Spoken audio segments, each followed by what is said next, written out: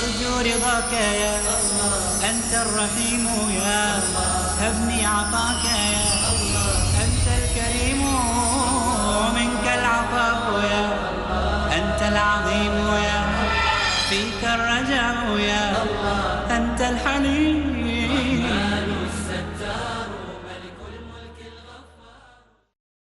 السلام علیکم ورحمۃ اللہ وبرکاتہ.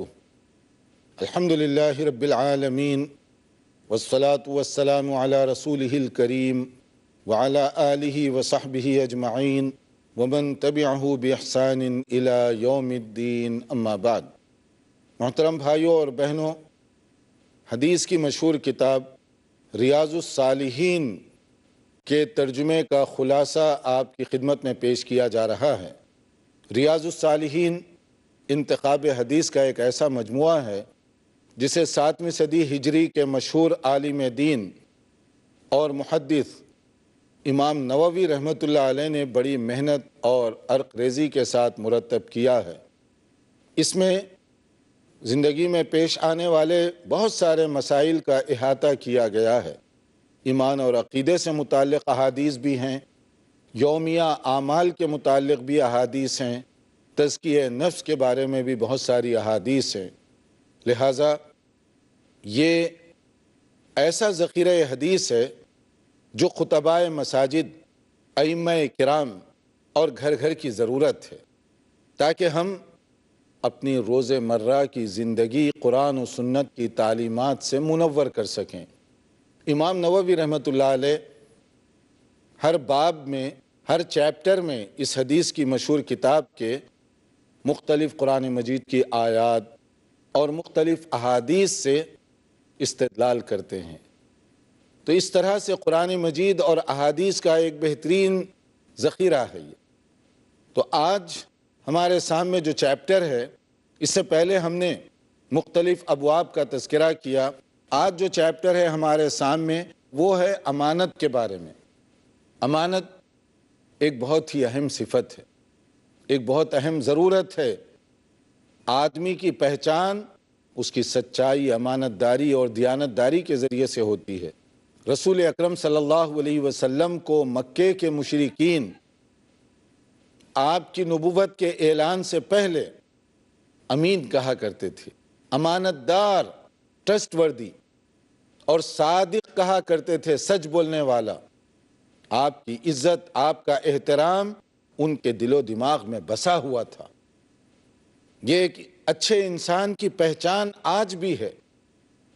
اور جو آدمی امانت میں خیانت کرے اس کو اچھا نہیں سمجھا جاتا. قرآن کریم میں امانت کے بارے میں مختلف احکام دیے گئے. مثلا ایک جگہ فرمایا گیا امانت ہی کے بارے میں، ان اللہ یأمرکم ان تؤدوا الامانات الی اہلها واذا حکمتم بین الناس ان تحکموا بالعدل. یہ اللہ کا فیصلہ ہے، حکم ہے کہ تم امانت کا خیال رکھو، مستحق لوگوں کو امانت دو، اور جب کسی کے درمیان کوئی فیصلہ کرو تو انصاف اور عدل کے ساتھ فیصلہ کرو. اور یہی وہ امانت ہے جس کا ذکر سورہ احزاب کی آیت 72 میں بھی کیا گیا کہ امانت زمینوں اور آسمان، پہاڑوں پر پیش کی گئی. اِنَّا عَرَضْنَا الْأَمَانَةَ عَلَى السَّمَاوَاتِ وَالْأَرْضِ وَالْجِبَالِ فَأَبَيْنَا أَن يَحْمِلْنَهَا وَأَشْفَقْنَا مِنْهَا وَحَمَلَهَا الْإِنسَانُ. کہ اللہ تعالیٰ نے اس امانت کے بوجھ کو زمینوں پر، آسمان پر، پہاڑوں پر پیش کیا، لیکن سبھی نے معذرت کی اس کو اٹھانے سے. بہت بڑی ذمہ داری ہے، بہت بڑی رسپانسبلٹی ہے، لیکن انسان نے اس کو اٹھا لیا. تو امانت ایک بہت ہی محبوب اور پسندیدہ چیز ہے. آدمی کے اخلاق اور آدمی کی سیرت کا اس کی امانت داری کے ذریعے سے پتہ چلایا جا سکتا ہے. امانت پیسوں میں ہوتی ہے، امانت عہدے اور منصب کے استعمال میں ہوتی ہے، امانت اپنی پوزیشن کے استعمال میں ہوتی ہے. امانت اللہ تعالیٰ نے جو آپ کو جسمانی اعضاء دیے ہیں اس میں امانت ہوتی ہے. مثلا ایک آدمی آنکھ کا غلط استعمال کرے تو وہ خیانت ہوگی، کانوں کا غلط استعمال کرے تو وہ خیانت ہوگی، اپنے جسمانی اعضاء کا غلط استعمال کرے تو وہ خیانت ہوگی. تو ایک مسلمان کے لیے ضروری ہے کہ ہر جگہ امانت داری کا مظاہرہ کرے۔ جیسے صحیح مسلم کی ایک حدیث امام نووی نے یہاں نقل کی، آپ نے فرمایا آیت المنافق ثلاث، منافقین کی 3 نشانیاں ہیں، ہیپوکریٹ، اور ہیپوکریسی کی یہ علامتیں بتائی گئیں، منافقین کی علامتیں۔ یہ حدیث رسول صلی اللہ علیہ وسلم کے آئینے میں ہم اپنی زندگیوں کو ذرا چیک بھی کریں ہیں۔ اذا حدث کذب، جب وہ بولے گا تو جھوٹ بولے گا۔ وَإِذَا وَعَدَ أَخْلَفَ، جب وعدہ کرے گا تو خلاف ورزی کرے گا، عہد و پیمان اگریمنٹ کرے گا، خلاف ورزی کر دے گا۔ وَإِذَا اؤْتُمِنَ خَانَ، اور جب امانت رکھی جائے خیانت کرے گا امانت کے اندر۔ تو گویا یہ 3 باتیں مومنین کی نہیں منافقین کی نشانیاں ہوئی، جھوٹ بولنا، وعدہ خلافی کرنا اور خیانت کرنا۔ تو یہ تینوں باتیں اللہ تعالیٰ کو ناپسند ہیں، اور ایک مومن ان سے بچے، چاہے کسی بھی طرح کی خیانت ہو۔ آپ خیانت مال میں بھی کر سکتے ہیں، خیانت اپنے جسمانی اعضاء میں بھی کر سکتے ہیں، خیانت بیوی بچوں کے ساتھ بھی کر سکتے ہیں، خیانت مختلف جگہوں پر مختلف شکلوں سے آپ کر سکتے ہیں، اور ہر قسم کی خیانت سے ہمیں منع کیا گیا ہے، اس سے بچنے کا حکم دیا گیا۔ پھر اس کے بعد امام نووی رحمۃ اللہ علیہ نے ریاض الصالحین میں ایک اور چیپٹر شروع کیا ہے، وہ ہے ظلم، اس کے متعلق کہ ظلم اللہ تعالیٰ کو سخت ناپسند ہے، ظلم کرنے والے کو اللہ تعالیٰ ناپسند فرماتے ہیں، اور کیونکہ اللہ تعالیٰ خود عدل و انصاف کرنے والے ہیں، ظلم کی صفت اللہ کو قطعاً پسند نہیں ہے۔ تو اس لیے ایک مومن کو چاہیے کہ اپنے اندر کوئی ظالمانہ کیفیت پیدا نہ ہونے دے۔ ظلم کو اللہ تعالیٰ نہیں پسند فرماتے۔ نبی کریم صلی اللہ علیہ وسلم ظلم کو ہرگز برداشت نہیں کرتے تھے۔ قرآن کریم میں مختلف آیات میں اس کا ذکر کیا گیا کہ قیامت کے دن ظلم کرنے والوں کا کوئی دوست اور کوئی ہمدرد نہیں ہوگا۔ ما للظالمین من حمیم ولا شفیع یطاع، قیامت کے دن نہ ان کا کوئی دوست ہوگا، نہ کوئی ان کی بات سنی جائے گی، نہ ان کو ریکمینڈ کرنے کا کسی کو موقع دیا جائے گا، سفارش تک نہیں کی جائے گی، نہ سفارش ان کے لیے قابل قبول ہوگی۔ نبی صلی اللہ علیہ وسلم نے ارشاد فرمایا کہ دیکھیے اتقوا الظلم فإن الظلم ظلمات یوم القیامہ، خبردار کسی پر ظلم نہ کرنا، اس لیے کہ یہ ظلم بڑی بھاری اور بھیانک شکل میں قیامت کے دن پیش ہونے والا ہے۔ تمہارے لیے اللہ تعالیٰ نے جو بھی تمہارے اندر طاقت رکھی ہے، صلاحیتیں رکھی ہیں، اس کا تم صحیح فائدہ اٹھاؤ، اس کو امانت سمجھو، اور امانت میں کوئی خیانت نہ ہونے پائے۔ رسول اکرم صلی اللہ علیہ وسلم کا ایک اور ارشاد، اس کو بھی ہم اپنے ذہن میں رکھیں کہ نبی کریم صلی اللہ علیہ وسلم نے کس طریقے سے حکم دیا ہے کہ من ظلم قید شبر من الارض، کہ اگر کوئی آدمی کسی کی زمین، ایک معمولی سی زمین بھی لے لے گا غلط طریقے سے، طوقہ من 7 ارضین، کہ اسے 7 زمین ہے جتنی اس نے دبایا کسی کا حق، تو وہ 7 گنا زیادہ اس کے گلے میں طوق بنا کر ڈالا جائے گا قیامت کے دن۔ 1 گز زمین اگر دوسروں کی تم نے لی ظلم کر کے، تو وہ 7 گز آپ کے گلے میں پہنا دیا جائے گا قیامت کے دن، اس کا طوق بنا کر آپ کے گلے میں ڈال دیا جائے گا۔ جو لوگ اپنی طاقت کی بنیاد پر دوسروں پر ظلم اور زیادتی کرتے ہیں، کسی کا پلاٹ مار دیا، کسی کی زمین ہڑپ کر لی، کسی کا کھیت لے لیا، کسی کا گھر پہ اپنا قبضہ کر لیا، ان کو یہ حدیث سمجھنا چاہیے کہ ایک معمولی سی زمین، ایک بالش زمین اگر آپ لیں گے کسی کی ظلم اور زیادتی کے ساتھ، اگر اس کا یہ انجام ہوگا تو آپ سوچ لیجئے کہ باقی چیزوں کا انجام کیا ہوگا۔ رسول اکرم صلی اللہ علیہ وسلم نے ایک مسلمان کا دوسرے مسلمان کے ساتھ جو اچھا سلوک ہونا چاہیے اس کے بارے میں بتایا کہ المسلم من سلم المسلمون من لسانہ ویدہ، صحیح بخاری اور صحیح مسلم کی حدیث ہے، ایک مسلمان اس کے ہاتھ سے، اس کی زبان سے، اس کی طاقت سے سب محفوظ رہنا چاہیے۔ آپ کو اللہ نے طاقت دی، غلط استعمال مت کیجئے۔ اللہ تعالیٰ نے آپ کو بولنے کی قوت دی، غلط استعمال مت کیجئے۔ آنکھیں دی ہیں، غلط استعمال مت کیجئے، کسی پر ظلم نہ ہونے پائے، کیونکہ دوسروں کا خون، دوسروں کی عزت، یہ سب چیزیں محترم ہونا چاہیے۔ رسول اکرم صلی اللہ علیہ وسلم کا یہی پیغام خاص طور پر تھا۔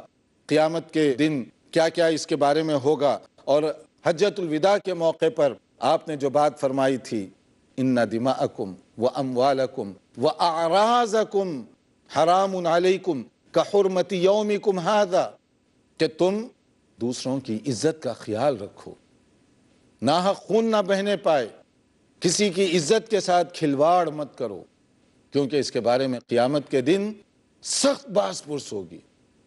اور یہ چیزیں اللہ تعالیٰ نے ناحق، کوئی بھی اگر آدمی اس کے ساتھ کوئی زیادتی کرے گا تو یہ ناقابل معافی بدترین جرم سمجھا جائے گا، کیونکہ تمہاری عزتیں محفوظ رہنی چاہیے، خون محفوظ اور محترم ہونا چاہیے، اور جو دوسری جو تمہاری چیزیں ہیں وہ سب کی سب محفوظ رہنی چاہیے۔ اور رسول اکرم صلی اللہ علیہ وسلم نے ایک اور ارشاد فرمایا، آپ نے صحابہ سے پوچھا اتدرون مل مفلس، کیا تم جانتے ہو پینی لیس مفلس کون ہوتا ہے، غریب کنگال کون ہوتا ہے؟ صحابہ کرام نے کہا جس کے پاس مال و دولت نہ ہو اس کو ہم مفلس سمجھتے ہیں۔ آپ نے فرمایا کہ نہیں، اس کی آپ نے وضاحت فرمائی۔ آپ دیکھتے رہیے پروگرام، انشاءاللہ مختصر وقفے کے بعد دوبارہ حاضر ہوں گے۔ أنت الكريم ومنك العفاف يا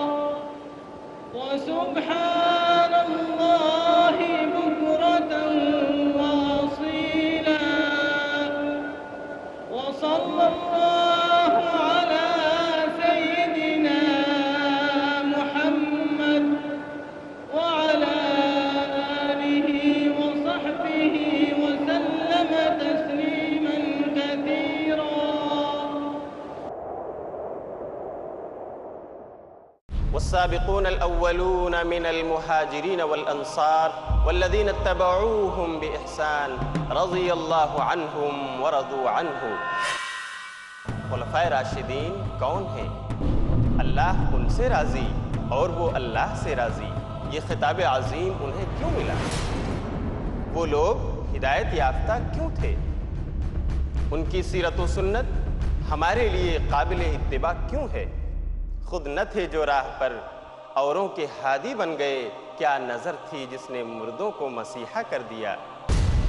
آئیے ان عظیم صحابہ کرام کا اخلاق و کردار، حق گوئی و بے باکی، تواضع اور سادگی جاننے کے لیے دیکھیے ہمارا پروگرام سیرت خلفائے راشدین، پیس ٹی وی اردو پر۔ دیکھیے سیرت خلفائے راشدین شیخ شمیم فوزی کے ساتھ آج شام 6:30 بجے اور دوبارہ صبح 9:30 بجے انڈیا میں پیس ٹی وی اردو پر۔ کیا آپ کے ذہن میں ہے کچھ شکوک و شبہات؟ تو پھر دیکھیے پیس ٹی وی اردو پر حافظ مامون کے سوالات اور میرے جوابات۔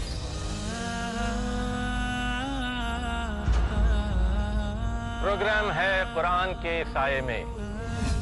میں ہوں خلیل الرحمن چشتی۔ جانیے زندگی کا وہ مکمل نظریہ جس میں اللہ نے بیان کیے ہیں احکامات، دونوں جہان کی کامیابی کے بارے میں، قرآن کے سائے میں۔ اگلا پروگرام پیس ٹی وی اردو پر۔ أنت الكريم ومنك العفاف يا ناظرین، وقفے سے پہلے ہم بتا رہے تھے کہ اللہ تعالیٰ نے ایک دوسرے کی عزت، اس کو کس طرح محترم بنایا ہے، لہٰذا ہر مسلمان بھائی اور بہن کی کوشش ہونی چاہیے کہ کسی کی بے عزتی نہ ہونے پائے، کسی کا خون ناحق نہ بہنے پائے، کسی کی توہین اور تحقیر نہ ہونے پائے، کیونکہ یہ چیزیں اللہ تعالیٰ کو ناپسند ہیں۔ اور نبی کریم صلی اللہ علیہ وسلم نے صحابہ کرام سے ایک مرتبہ دریافت کیا، کیا تم جانتے ہو کہ مفلس کون ہے؟ صحابہ نے کہا کہ جس کے پاس کوئی پیسہ نہ ہو، درہم و دینار سے خالی انسان، پینی لیس آدمی، اسی کو مفلس کہا جاتا ہے نا۔ تو آپ صلی اللہ علیہ وسلم نے اس کی وضاحت فرمائی، یہ تو ایک ظاہری بات ہے، اصل میں مفلس کون ہے؟ آپ نے فرمایا جیسے صحیح مسلم کی حدیث ہے، ایک آدمی بڑی نیکیوں کے ساتھ قیامت کے دن حاضر ہوگا، مگر دوسروں پر ظلم کیا ہوگا، دوسروں کے ساتھ زیادتی کی ہوگی۔ اب وہاں تو انصاف کا معاملہ ہے۔ اب ایک آدمی آئے گا، شکایت کرے گا کہ یا اللہ اس نے میرا یہ حق دبایا تھا دنیا میں، تو اللہ تعالیٰ وہاں انصاف کا معاملہ کریں گے۔ اب آپ کے پاس پیسے تو ہے نہیں کہ اس کی پیمنٹ کریں اور بات ختم ہو جائے، تو کیا ہوگا؟ ہوگا یہ کہ اس شخص کی نیکیاں جتنا اس نے ظلم کیا وہ لے کر اس کے حوالے کر دی جائیں گی، پھر دوسرا آئے گا، اس کی نیکیاں پھر اس کے حوالے کی گئیں، تیسرا، چوتھا، پانچواں، اس طرح ہوتے ہوتے اس کی پوری نیکیاں ختم ہو گئیں، اور ابھی شکایت کرنے والے باقی رہ گئے۔ ان کے ساتھ بھی انصاف ہوگا، وہ بھی کہیں گے کہ بار الہا ہمارے ساتھ یہ ظلم اور زیادتی ہوئی ہے، تو ان کے ساتھ اب انصاف کیا ہوگا؟ اس کے پاس تو نیکیاں ختم ہو گئیں، تو ان کے گناہ جتنا اس نے ظلم کیا لے کر اس کے حوالے کر دی جائیں گی۔ تو آیا تو تھا نیکیوں کے ساتھ، مگر حساب ختم ہوتے ہوتے گناہوں کا بوجھ لے کر واپس جا رہا ہے۔ تو یہ ہے مفلس، یہ ہے کنگال، یہ ہے پینی لیس۔ ہمیں بھی ذرا غور کرنا چاہیے، کہیں ایسا تو نہیں کہ ہم نمازیں تو پڑھ رہے ہیں، ذکر و اذکار بھی کر رہے ہیں، مگر دوسروں پر ظلم ہو رہا ہے، دوسروں پر زیادتی ہو رہی ہے۔ کہیں ایسا نہ ہو کہ قیامت کے دن یہ نیکیاں ان کو دے دی جائیں اور ان کے گناہوں کا بوجھ ہمارے اوپر ڈال دیا جائے۔ دوسروں کی زمین، دوسروں کا گھر، دوسروں کے حقوق دبا کر کتنے دن ہم بڑے بن کر رہیں گے؟ اللہ تعالیٰ کے پاس جب جائیں گے یہ لوگ تو یہ چھوٹے ہوں گے، بڑائی صرف اللہ کے ہاتھ میں ہوگی۔ اس سے توبہ کرنا چاہیے۔ اس کے بعد ایک اور باب جس کے اندر کہا گیا کہ مسلمانوں کی حرمتوں کی تعظیم اور ان کے ساتھ شفقت اور رحمت کا جو معاملہ کرنا چاہیے، کیونکہ ہر ایک کے لیے اللہ تعالیٰ نے عزت سے زندگی گزارنے کا موقع فراہم کیا۔ ہمیں چاہیے کہ اس کو آنر کریں، ہم دوسروں کی عزت کے رکھوالے بنیں، دوسروں پر ظلم اور زیادتی نہ ہونے پائے۔ اسی لیے قرآن کریم سورہ مائدہ کی آیت 32 میں ایک قانون پیش کیا گیا، اور وہ قانون کیا ہے؟